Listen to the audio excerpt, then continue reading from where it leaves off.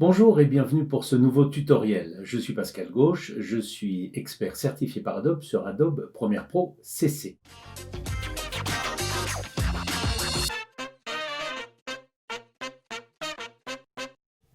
Et aujourd'hui, nous allons voir sur Adobe Premiere Pro CC comment faire une sorte d'action stroboscopique. Ça veut dire quand on a un élément qui passe de droite à gauche ou de gauche à droite de notre caméra, comment faire pour faire des sortes d'arrêts sur image et continuer à voir en fait l'action qui se passe après.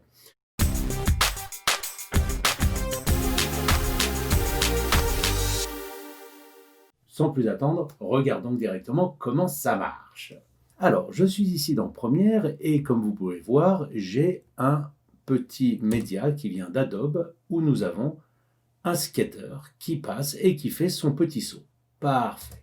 Bien. Le but du jeu pour nous va être en fait, à partir du moment où on voit le jeune homme là commencer à sauter, et bien faire plusieurs images qui se suivent et nous permettre ensuite d'avoir cette sorte d'effet stroboscopique avec à chaque fois, boum boum boum, une petite image qui se balade. Alors, dans un premier temps, cet effet marche très bien, mais il vaut mieux stabiliser. En fait, le métrage, si on ne le stabilise pas, comme on fait des images fixes, arrêt sur image, eh bien, elles auront l'air un petit peu de flotter dans l'espace si on ne fait pas cette stabilisation. Donc, on va le faire extrêmement rapidement avec effet, stabilisation. Donc, je tape ici Stab dans l'espace de travail effet. Je vois stabilisation, je le prends et je le dépose. La stabilisation va être extrêmement rapide, il n'y a aucun souci là-dessus, puisque nous avons 6 ou 8 secondes. Je vais regarder dans mes options d'effet, et donc nous avons, voilà, 95%. Donc cela va être fait, voilà, la stabilisation est en cours, c'est parfait.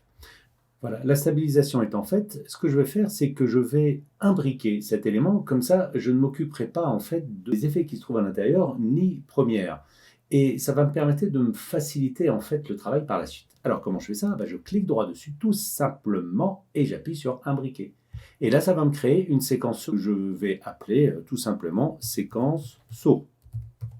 Et je dis OK. Et là voilà. Donc là je vais faire un Alt, clic, glisser, déposer. Alt, clic, glisser, déposer. Alt, clic, glisser, déposer 6 fois. Parce que je décide de vouloir avoir 6 images qui se suivent. Donc la première des images, en fait, j'aimerais la voir au moment où il apparaît, donc à peu près ici. Donc je vais mettre mon premier arrêt sur image sur la V2, puisque on va avoir la V2 qui sera en arrêt sur image, puis la V3, puis la V4, etc. Donc je fais un clic droit et je fais ajouter l'arrêt sur image. Je sélectionne le début et je le supprime, j'en ai pas besoin. Je continue. Là, il se baisse, très bien, mais je vais prendre le deuxième, clic droit, ajouter l'arrêt sur image, je sélectionne le début et je le coupe. Le troisième, il se détend, je vais ici, je clique droit, j'ajoute l'arrêt sur image et je le supprime. Quatrième, il va avoir les pieds en l'air, je fais un clic droit, j'ajoute l'arrêt sur image et je supprime. Et là, je vais baisser un tout petit peu mon espace de travail pour y voir un petit peu plus clair. Donc, je continue. Là, il a atterri. Très bien. Clic droit, ajouter l'arrêt sur image. Je sélectionne le début. Et enfin, ici, pourquoi pas, hop, pour le dernier petit, ajouter l'arrêt sur image et supprimer. Eh bien, je vais mettre une lecture en boucle et regardons ce que ça donne. Nous avons bien tac, tac, tac, tac, tac, tac. Et oui, et pour le moment, ça n'a rien à voir avec un stroboscope. Donc maintenant, ce qu'il nous faut en fait, c'est en quelque sorte isoler notre élément de ce sur quoi il est. Eh bien, l'idéal pour ça, c'est d'utiliser les modes de fusion, en anglais les blend modes.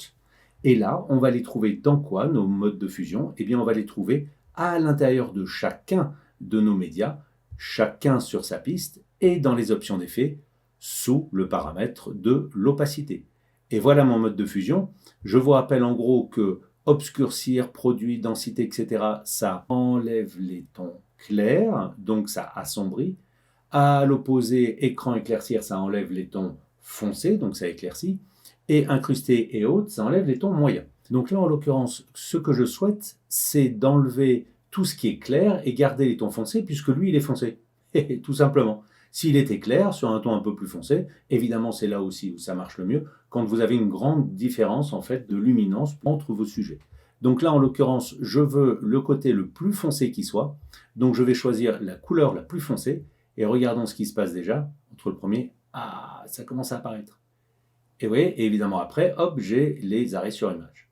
Alors n'oubliez pas, hein, je suis un grand fainéant devant l'Éternel, donc ce que je vais faire, c'est qu'au lieu d'aller sur chacun des trucs, puis sur l'opacité, puis machin, non, non, non, que nenni, je l'ai fait une fois, je sélectionne l'élément qui m'intéresse, c'est-à-dire la V2, CTRL-C ou Commande-C avec Mac, je sélectionne tous les autres et je fais CTRL-ALT-V ou Commande-ALT-V qui a pour effet de coller les attributs. Et donc coller les attributs, la trajectoire, ça ne bouge pas, c'est très bien, mais l'opacité, évidemment, est importante avec son mode de fusion.